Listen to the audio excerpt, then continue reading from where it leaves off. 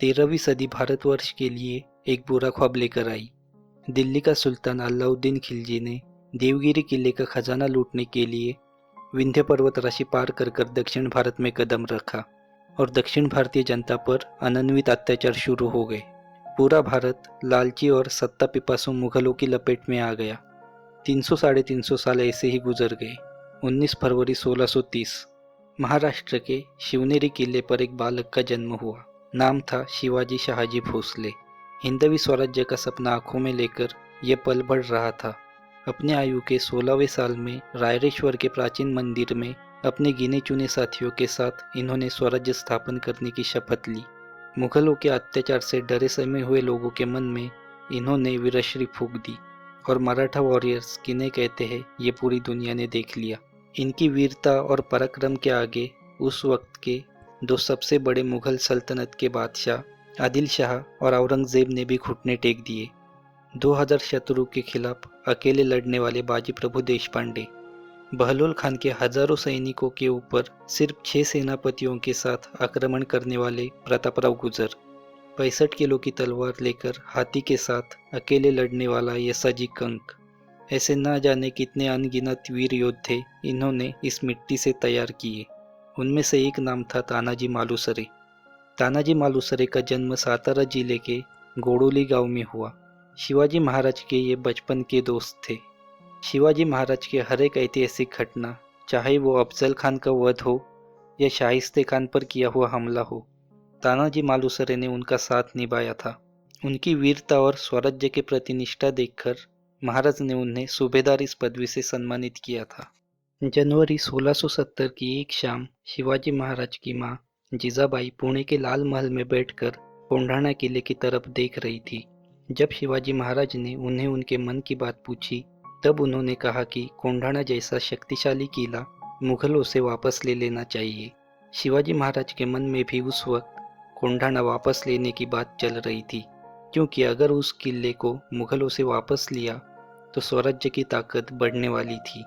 महाराज अब इस विचार में डूब गए कि किला मुगलों से लेने के लिए आखिर किसे भेजा जाए, क्योंकि किले को जीतना आसान काम नहीं था।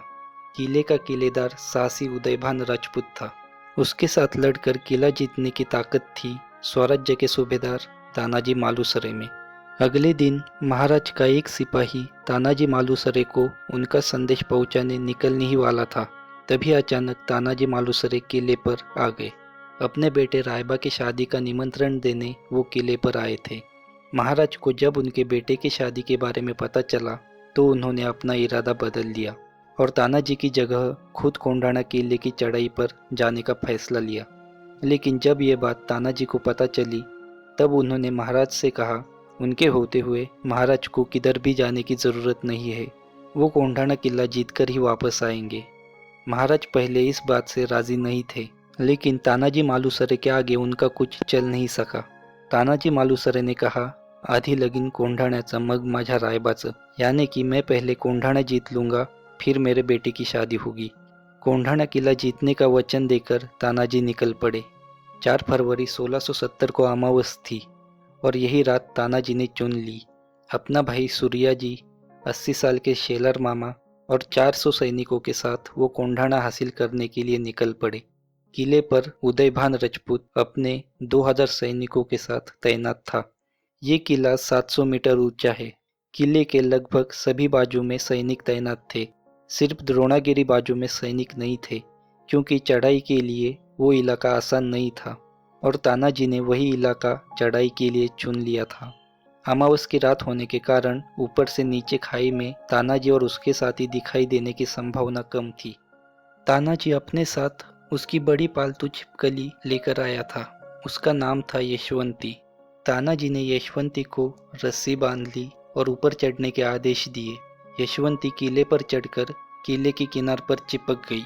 उस रस्सी के मदद से सारे सैनिक ऊपर चढ़ गए। सारे सैनिक ऊपर एक जगह पर इकट्ठे हो गए और हर हर महादेव का नारा लगाकर सोए हुए मुगल सैनिकों पर टूट पड़े। उस अंधेरी रात में एक घमासान युद्ध को प्रारंभ हुआ। तानाजी और उसके साथी वीरता से लड़ रहे थे। तभी उदयभान और तानाजी आमने सामने आ गए। दोनों बहुत ताकतवर थे। दोनों की भुजाओं में असीमित ताकत थी। दोनों वीरों में काफी देर तक युद्ध चला। दोनों भी खून के आखिरी बूंद तक लड़ने वाले योद्धे थे, लेकिन नसीब ने तानाजी का साथ छोड़ दिया। तानाजी की ढाल जो हजारों घाव झेल चुकी थी वो अचानक टूट गई। फिर भी उसने सिर की पगड़ी हाथ पर लपेटी और युद्ध जारी रखा और उदयभान को गंभीर रूप से घायल किया। कुछ देर बाद तानाजी ने जो पगड़ी हाथ पर बंधी थी वो पूरी तरह से फट चुकी और उदयभान ने किए हुए एक वार से उनका हाथ पूरी तरह से जख्मी हुआ। लेकिन उसके अगले ही पल में तानाजी ने उदयभान के सीने पर वार किया और दोनों वीर धराशायी हो गए। तानाजी को गिरा हुआ देखकर मराठा सैनिक भागने लगे, लेकिन तानाजी का भाई सूर्याजी ने जिन रस्सियों के सहारे मराठे ऊपर आए थे वो काट दी और भागने वाले सैनिकों को कहा, उधर शिवाजी महाराज को क्या मुंह दिखाओगे। सूर्याजी के शब्द सुनकर मराठे दुगने आवेश के साथ पीछे मुड़े। मुगलों और मराठों के बीच घनघोर युद्ध हुआ।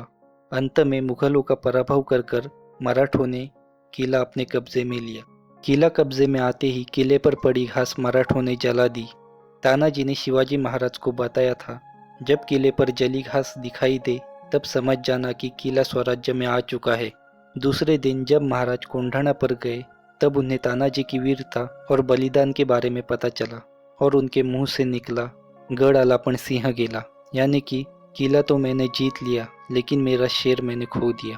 तानाजी की याद में उन्होंने उस किले का नाम रख दिया सिंहगढ़।